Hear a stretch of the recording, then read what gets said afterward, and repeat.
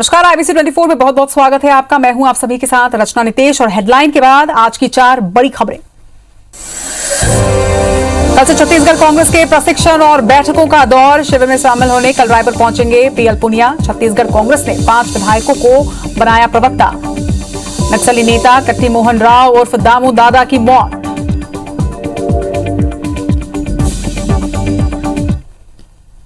और छत्तीसगढ़ की खबरों के इस बुलेटिन में अब खबरें विस्तार से। मुख्यमंत्री भूपेश बघेल ने गौरला पेंड्रा मरवाही जिले के 120 करोड़ रुपए के विकास कार्यों का आज भूमि पूजन और लोकार्पण किया। कार्यक्रम में सीएम वीडियो कॉन्फ्रेंसिंग के जरिए जुड़े। कार्यक्रम में सीएम हितग्राहियों और जनप्रतिनिधियों से भी उन्होंने बात की। इस दौरान मुख्यमंत्री ने गौरला पेंड्रा मरवाही के अलग अलग विकास कार्यों के लिए कई सौगातें दी।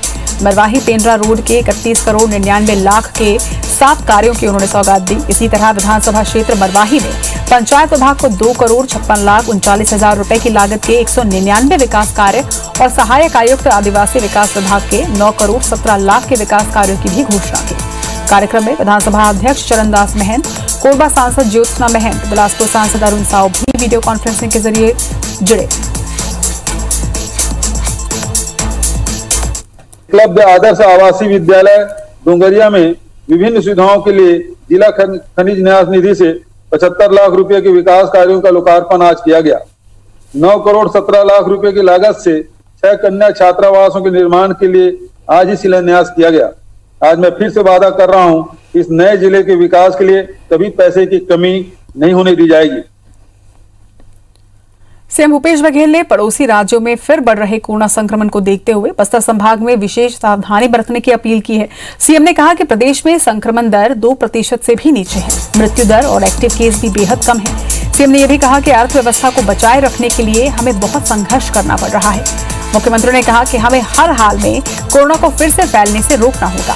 वहीं मुख्यमंत्री ने नई दिल्ली का उदाहरण देते हुए कहा कि नई दिल्ली में लॉकडाउन खुलने के बाद पॉजिटिविटी दर फिर से 0.5% बढ़ गई है। इसी तरह पड़ोसी राज्य महाराष्ट्र के बस्तर की सीमा से लगे जिलों में भी कोविड संक्रमण में वृद्धि की जानकारी मिल रही है, जिससे सीख लेते हुए हमें सावधानी बरतने की जरूरत है। छत्तीसगढ़ में कांग्रेस सरकार के 17 जून को 2.5 साल पूरे हो रहे हैं। इससे पहले प्रदेश कांग्रेस कमेटी ने 5 दिवसीय कार्यक्रम तैयार किया है। सोमवार को दोपहर 12 बजे राजीव भवन में प्रदेश कांग्रेस अध्यक्ष मोहन मरकाम राज्य और संभाग स्तरीय बूथ प्रबंधन समिति की बैठक लेंगे। मंगलवार को सभी प्रदेश पदाधिकारी, मोर्चा संगठन और प्रकोष्ठ के प्रदेश अध्यक्षों का प्रशिक्षण होगा। वहीं प्रदेश कांग्रेस प्रभारी PL पुनिया पदाधिकारियों को संबोधित करेंगे। मुख्यमंत्री भूपेश बघेल भी अपनी सरकार की 30 महीने की उपलब्धि पदाधिकारियों को बताएंगे। कार्यक्रम में शामिल होने के लिए प्रदेश कांग्रेस प्रभारी PL पुनिया सोमवार शाम 4 बजे रायपुर पहुंचेंगे। वहीं बुधवार को इस संबंध में कांग्रेस नेता पत्रकारों से बातचीत भी करेंगे। इसी दिन प्रदेश और जिला के प्रवक्ताओं का प्रशिक्षण होगा। वहीं गुरुवार को बूथ, ब्लॉक और जिला स्तर पर एक ऑडियो लॉन्च किया जाएगा, जबकि शुक्रवार को महंगाई के विरोध में सांकेतिक चक्का जाम करेगी कांग्रेस पार्टी।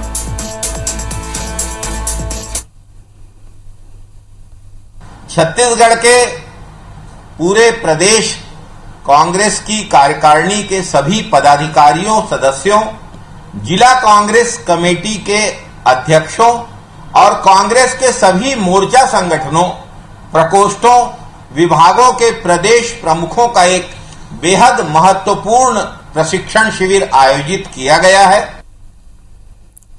छत्तीसगढ़ प्रदेश कांग्रेस कमेटी के संचार विभाग में नई नियुक्ति हुई है। इसके तहत 5 विधायकों को प्रवक्ता बनाया गया है, तो वहीं PCC मुख्य प्रवक्ता की जिम्मेदारी सुशील आनंद शुक्ला को दी गई है।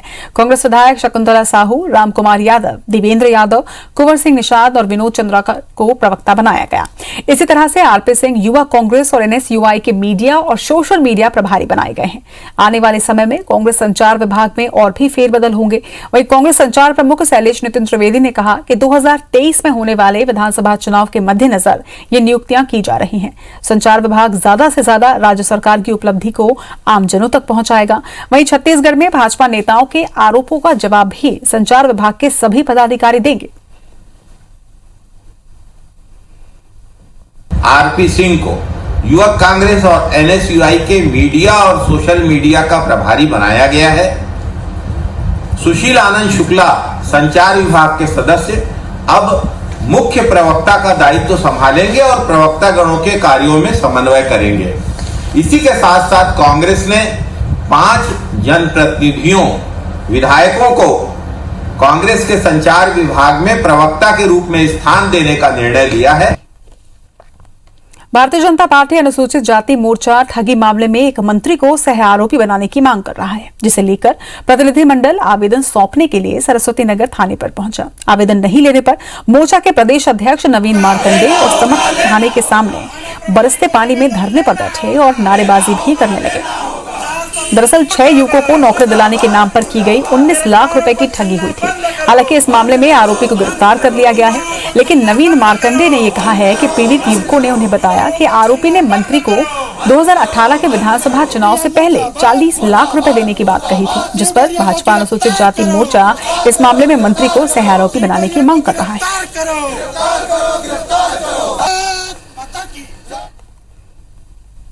छत्तीसगढ़ में बारिश की शुरुआत होते ही कई जिलों से धान भीगने और सड़ने की खबरें आने लगी हैं। कई जिलों में परिवहन का काम अब तक पूरा भी नहीं हो सका है। वहीं धान खरीदी केंद्रों से संग्रहण केंद्रों तक भी नहीं पहुंचाया जा सका है। यही वजह है कि इसे लेकर अब कांग्रेस भाजपा नेताओं के बीच जबानी जंग छिड़ गई है। पूर्व मुख्यमंत्री डॉक्टर रमन सिंह ने राज्य सरकार पर तीखा हमला बोला। उन्होंने कहा कि पूरे प्रदेश में धान के भीगने और सड़ने के मामले लगातार सामने आ रहे हैं। सरकार के पास कैप कवर तक उपलब्ध नहीं है। वहीं पूरे प्रदेश में करोड़ों का धान भीग रहा है। तो वहीं कृषि मंत्री रविंद्र चौबे ने डॉक्टर रमन सिंह पर तीखा पलटवार किया। उन्होंने कहा कि अपने 15 साल के शासनकाल में डॉक्टर रमन सिंह ने सोसाइटियों में शेड बनाने का काम भी नहीं किया। अब 2.5 साल में हमसे इस काम के पूरा होने की उम्मीद कर रहे हैं। जिस धान को खरीदा गया था जिस केंद्र में, वहां से आज तक ट्रांसपोर्टिंग भी नहीं हो पाई है। तो मुझे लगता है कि सरकार किसानों के श्रम का, परिश्रम का, जो धान पैदा करने में एक एक बूंद पसीना बहता है, एक एक दाना धान में, सरकार कदर नहीं कर रही है और ये राष्ट्रीय क्षति हो रही है। ये एक प्रकार से अपराध की श्रेणी में आता है। जो काम 15 साल में डॉक्टर रमन सिंह जी नहीं कर पाए, उसको वो केवल 2.5 साल में उम्मीद क्यों करते हैं? 15 साल में तो 5 सेट का निर्माण डॉक्टर रमन सिंह जी के कार्यकाल में नहीं हुआ।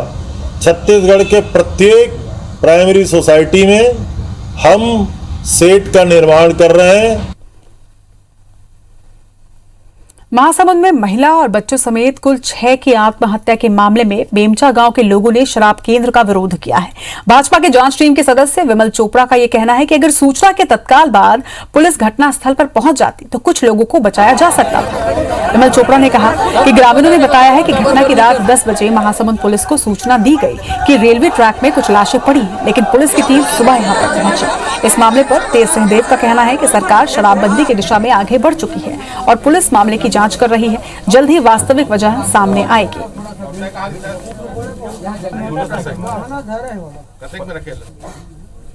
पुलिस समय पर पहुंच जाती रात्रि में तो इन 6 लोगों में कुछ घायल होकर के जीवित मिल सकते थे। पुलिस और प्रशासन की लापरवाही के कारण 6 जाने चली गई। तत्काल सरकार को शराबबंदी करनी चाहिए। शराबबंदी लागू की जाएगी छत्तीसगढ़ में। अभी कमेटी बनी है, कमेटी की सलाह के लिए सरकार भी इंतजार कर रही है। और महासमुंद में या कहीं भी ऐसी कोई घटना हो, कहीं भी कोई लापरवाही, जब तक शराबबंदी नहीं है तब तक उस व्यवसाय से जुड़ी हुई कोई भी अगर विसंगति आती है तो ये सरकार की ही और प्रशासन की जिम्मेदारी है कि उसको ना होने दें। बाल आश्रम में स्थापित प्रदेश के स्वर्गीय सेठ नेमीचंद ऋषिमाल और गोविंद लाल वोरा की प्रतिमा का मुख्यमंत्री ने उद्घाटन किया।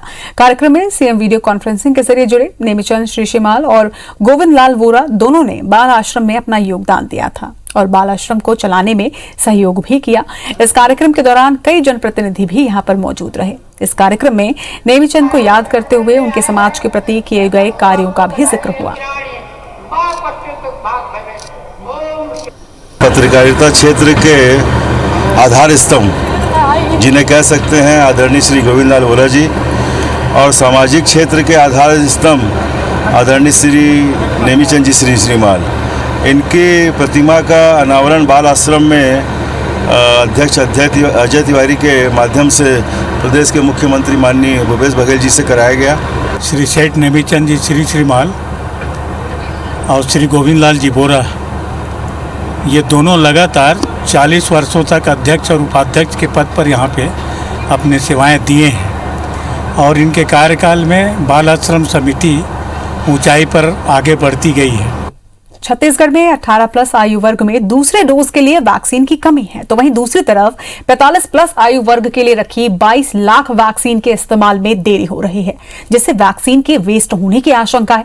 इसे देखते हुए स्वास्थ्य विभाग ने केंद्र सरकार से मांग रखी है कि 18 प्लस के दूसरे डोज के टीकाकरण के लिए 21 जून तक का इंतजार न किया जाए, बल्कि जल्द से जल्द 45 प्लस लोगों के लिए रखे गए वैक्सीन का इस्तेमाल सभी लोगों के लिए शुरू कर दिया जाए। स्वास्थ्य मंत्री टी.एस. सिंहदेव ने भी इस मामले पर कहा है कि 21 जून से पहले ही इन वैक्सीन के इस्तेमाल का प्रयास किया जा रहा है। इसके अलावा वैक्सीन के आंकड़े और बर्बादी को लेकर केंद्र और राज्य के बीच चल रहे मतभेद के बाद स्वास्थ्य विभाग की टीम दिल्ली पहुंचकर केंद्रीय स्वास्थ्य मंत्रालय को की जानकारी दी। मामले पर स्वास्थ्य मंत्री टी.एस. सिंहदेव ने कहा है कि प्रदेश के तर्क से केंद्र भी सहमत हो गया है। वहीं उन्होंने यह भी कहा कि पोर्टल में आंकड़े अपडेट नहीं होने की वजह से दिक्कतें आई थी। की वैक्सीन ही नहीं मिल रही 18 से 45 साल की उम्र तक के नागरिकों के लिए, और 22 लाख वैक्सीन करीब हमारे पास 45 साल और उसके ऊपर के नागरिकों के लिए आके रखी हुई है, जिसका उपयोग नहीं हो पा रहा। तो भारत सरकार के प्रतिनिधियों से, अधिकारियों से हमारी टीम लगातार बात कर रही है और उनको इस बात के लिए सहमत होने के लिए कह रही है कि 21 तारीख तक मत रुकिए, 21 तारीख के बाद सब एक हो जाना है। सूरजपुर के प्रेमनगर में वैक्सीन की कालाबाजारी का कथित ऑडियो वायरल हुआ है, जिसमें यह दावा किया जा रहा है कि प्रेमनगर अस्पताल के 2 स्वास्थ्य कर्मियों की आवाज है, जिसमें वो कहते सुनाई दे रहे हैं कि ब्लॉक के बीएमओ वैक्सीन की डोज बचाकर वैक्सीन की कालाबाजारी कर रहे हैं। उनका यह भी दावा है कि परसा केते में संचालित अदानी के कर्मचारियों को कोविड वैक्सीन लगाने के लिए ब्लॉक के लोगों की जान के साथ खिलवाड़ किया जा रहा है। हालांकि IBC 24 इस ऑडियो की सत्यता का दावा नहीं करता, लेकिन कथित ऑडियो सामने आने के बाद CMHO ने जांच के आदेश दे दिए हैं। वहीं लीक कथित ऑडियो के पूरी बातचीत में 8 से 10 लोगों के नाम सामने आए हैं। CMO का कहना है कि जांच टीम भेज दी गई है।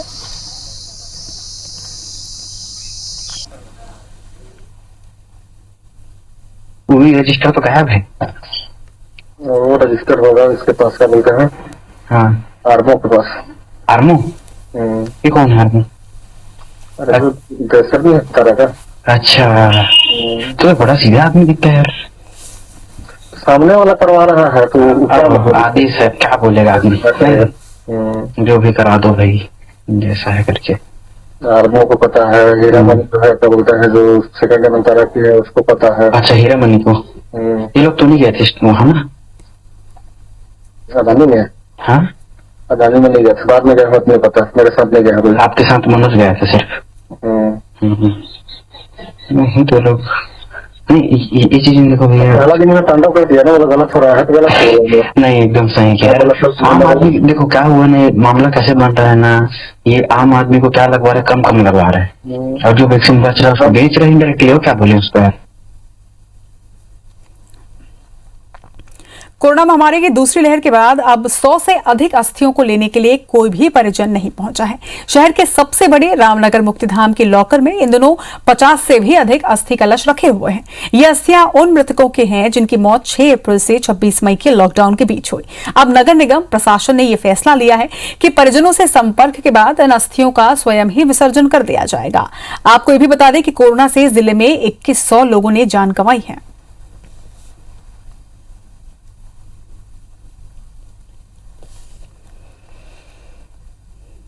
इधर नक्सलियों के तेलंगाना स्टेट कमेटी के कट्टी मोहन राव उर्फ दामू दादा की मौत हो गई है। नक्सली तेलंगाना स्टेट कमेटी ने प्रेस नोट जारी कर ये सूचना दी है। प्रेस नोट में मौत का कारण हार्ट अटैक बताया गया। इसके अलावा नक्सलियों ने नक्सली मोहन राव की तस्वीर भी जारी की है।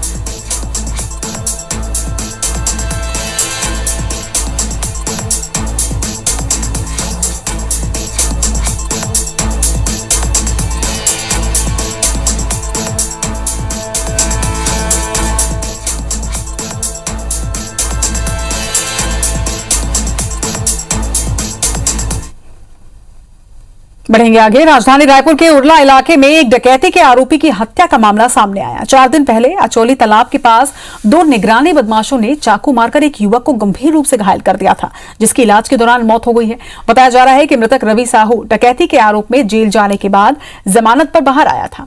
उसका एक बदमाश से लेन देन को लेकर झगड़ा भी हुआ। झगड़े के दौरान उसने और उसके एक साथी ने मिलकर चाकू मार दिया। घायल रवि साहू की अस्पताल में मौत हो गई। वहीं पुलिस ने मामला दर्ज कर लिया है और फरार आरोपियों की तलाश में जुटी है।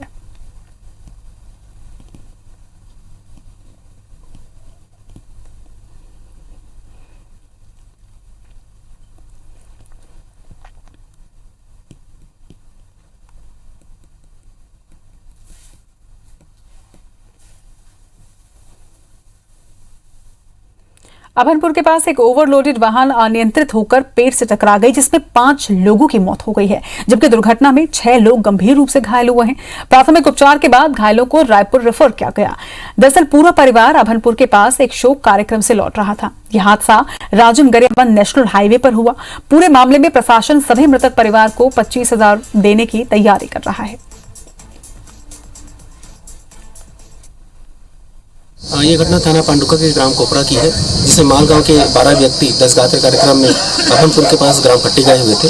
लौटते समय गाड़ी अनियंत्रित होकर पेड़ से टकरा गई, जिसमें 5 व्यक्ति की डेथ हो गई है। 6 व्यक्ति को मेकारे रेफर किया गया है और 1 व्यक्ति सुरक्षित है। इधर कवर्धा में 6 साल पहले व्यापार व रोजगार को बढ़ावा देने के उद्देश्य से करीब 15 करोड़ की लागत से 69 दुकानों वाले शॉपिंग कॉम्प्लेक्स का निर्माण किया गया, जो कुछ दुकानों को छोड़कर अधिकांश खाली पड़ा हुआ है। नगर पालिका के लापरवाही और जनप्रतिनिधियों के उदासीन रवैये के चलते ये ना तो नीलाम हुआ और ना ही आवंटित। अब ये असामाजिक तत्वों का अड्डा बन चुका है। पानी, प्रसाधन जैसे जरूरी सुविधाओं के अभाव में यहाँ पर ग्राहक तो नहीं पहुंचते, वहीं दुकानदार भी अपनी दुकानें बंद करने की तैयारी में है। पालिका प्रशासन की अगर माने तो ये भूमि अब तक नगर पालिका को आधिपत्य में नहीं मिली है, तो फिर शॉपिंग कॉम्प्लेक्स का निर्माण कैसे हो गया? अब तक भू भाटक की राशि जमा क्यों नहीं हुई है? ऐसे कई सवाल हैं, जबकि शॉपिंग कॉम्प्लेक्स की नीलामी होने पर नगर पालिका के खाते में करोड़ों आ सकते हैं। इसके साथ ही इन दुकानों से आने वाले किराए की राशि से भी नगर पालिका को नुकसान हो रहा है। तमाम तरह की लापरवाही और गलतियों का खामियाजा शहरवासी और व्यापारियों को भुगतना पड़ रहा है। खोला हुआ है भाई, उन लोग को कठिनाई का बहुत सामना करना पड़ रहा है। यहाँ पर गंदगी है, पानी की असुविधा है और बाहर से जाली, ठेला, ऑटो सब छेक दिया होता है, क्योंकि गेट के सामने में लगा रहता है तो अंदर प्रवेश नहीं भी कर पाता। जो पूर्व में जो दुकान आवंटन किया गया था उसको निरस्त किया गया है, जिसके लिए भू फाटक की मांग 61,79,660 रुपया का 21/12/2020 को संचालक महोदय को किया गया है। जैसे ही राशि प्राप्त हो जाएगी वैसे हम जिला कलेक्टर में जमा करके तो उसको हम भूमि को अपने अधिपत्य में लेके अग्रिम नीलामी की कार्रवाई कर देंगे।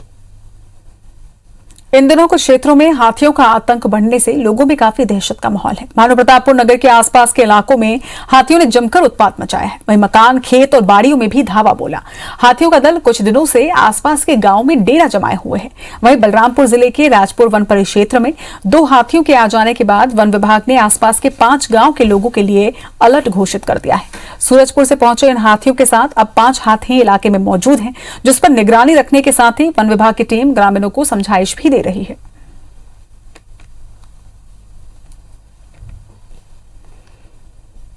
वैश्विक महामारी का सबसे ज्यादा असर पर्यटन स्थलों में देखने को मिल रहा है। पर्यटन स्थलों के बंद होने से यहां के होटल व अन्य पर्यटन व्यवसाय पर बड़ा असर पड़ा है। बता दें कि जिले में 15 अप्रैल से लॉकडाउन लगाया गया था और अब जिले को अनलॉक करने की प्रक्रिया भी प्रशासन ने शुरू कर दी है, लेकिन अप्रैल से पहले ही जिले के सभी पर्यटन केंद्रों को जिला प्रशासन ने बंद करवा दिया था। ये सख्ती अभी तक पर्यटन स्थलों में बनी हुई है। स्थानीय दुकानदारों और अन्य व्यवसायियों ने पर्यटन केंद्रों को छूट देने और दोबारा पर्यटकों के लिए इन स्थलों को खोलने की मांग की है। आपको ये भी बता दें कि मानसून के आते ही चित्रकोट जलप्रपात का खूबसूरत नजारा सबको अपनी ओर आकर्षित करता है, लेकिन कोरोना गाइडलाइन की वजह से लोग यहां नहीं पहुंच पा रहे।